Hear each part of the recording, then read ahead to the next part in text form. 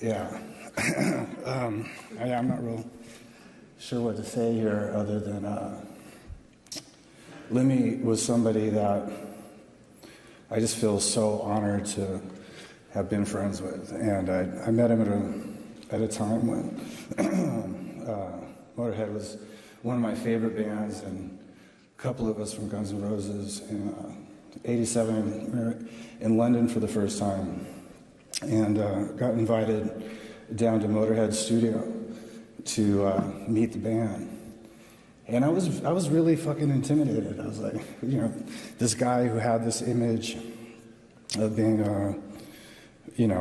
very hardcore and so on and so forth. And we, of course, had that sort of hardcore image, and I didn't know exactly what to expect. I walked in and was very graciously accepted by Lemmy and company, and we headed off after the session to St. Moritz, and we've been friends ever since.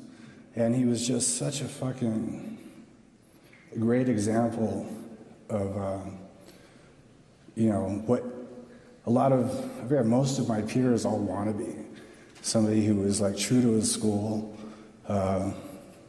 had more integrity in one finger than, a room full of rock and rollers, and straight up honest, 100% loyal, and just all these really fine attributes.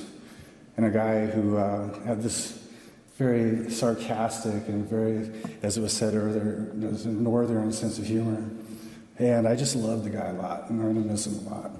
But, all things considered, he did live the way, his life the way that he wanted to. And I remember when I decided, after years of struggling, that I was going to get, I got sober. And the first time I saw him, and I didn't have a flask of Jack Daniels in my jacket, because that's how we used to always greet each other. He was actually very disappointed. It's the only thing I felt bad about getting sober. Anyway, so just, Lemmy, I love you, we love you, and what a fucking great example of rock and roll. And I'll always have that, and his music and his personality and all that stuff will last forever. So God bless.